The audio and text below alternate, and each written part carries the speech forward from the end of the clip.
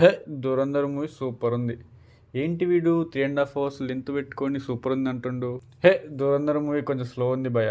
నాకు కొంచెం స్లో అనిపించింది. ఏంటి వీడికి ఇండియా నచ్చదా, నేషనలిజం లేదా అని అంటారు. Okay, hi friends, welcome back to my YouTube channel. మీరు ఇప్పటిదాకా నా ఛానల్ సబ్స్క్రైబ్ చేయకపోతే ప్లీజ్ సబ్స్క్రైబ్ టు యాపిల్ పండు. And here is the non spoiler review of the film 'Dhurandhar' starring Ranveer Singh గారు అండ్ బ్యూటీ సారా అర్జున్ గారు. మూవీ ఎలా ఉందంటే నాకైతే నచ్చేసింది. ప్రతి కాయిన్ కి హెడ్స్ టేల్స్ ఉన్నట్టు 2 సైడ్స్ చూడాలి మన మూవీని. ఏ మూవీ పర్ఫెక్ట్ ఉండదు. ఎలాంటి మూవీలైనా చిన్న చిన్న మైనర్ మిస్టేక్స్ ఉంటాయి.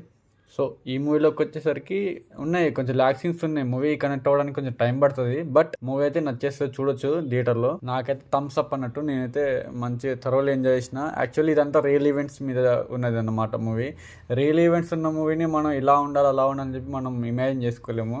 ఇప్పుడు మేజర్ మూవీ ఉంది. మేజర్ మూవీ కొంచెం అంటే మనం అనుకున్నంత ఎక్స్పెక్టేషన్ రీచ్ అవ్వదు. కానీ ఎందుకు రీచ్ అవ్వాలి అంటే అది అతని బయోపిక్ బాయ్, మనకి నచ్చినట్టు ఉండాలంటే కుదరదు. సో ఇది కూడా అంతే, రియల్ ఈవెంట్స్ మీద బేస్ అయి ఉంటుంది కాబట్టి మూవీ అయితే చూడొచ్చు, నచ్చేసింది నాకైతే. అండ్ స్టోరీ విషయానికి వస్తే మనకు తెలుసు గల్లీ సాలేగాలంతా పాకిస్తాన్లో ఉంటారని.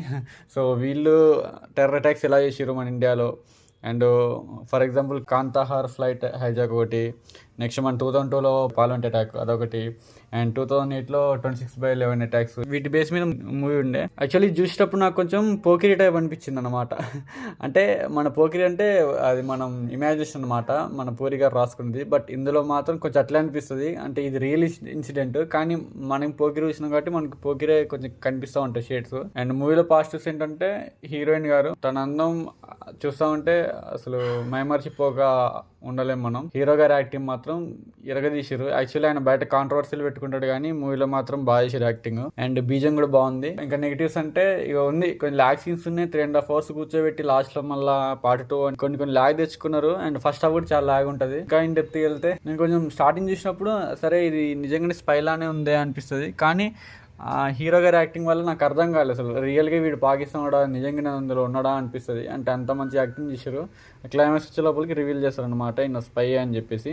సో మూవీ అయితే బాగా నచ్చేసింది నాకైతే, చూడొచ్చు మూవీని. కాకపోతే ఇది తెలుగులో అవైలబుల్ లేదు. ఓల్డ్ సాంగ్స్ బీజం అయితే పిచ్చెక్కి పోయింది. అండ్ సంజయ్ దత్ గారి కూడా చాలా బాగుంది క్యారెక్టరేషన్. యాక్చువల్లీ మన వాళ్ళు అంటారు ఏజ్ గ్యాప్ ఉంది, హీరో హీరోయిన్కి ఏజ్ గ్యాప్ ఉంది అని అంటారు. కానీ యాక్చువల్లీ వాళ్ళు ఏజ్ గ్యాప్ తగ్గట్టే యాక్టింగ్ కూడా చేశారు. అక్కడ అసలు ఎక్కడ గల్లీ సీన్స్ లిప్ లాక్స్ ఏం లేకుండే.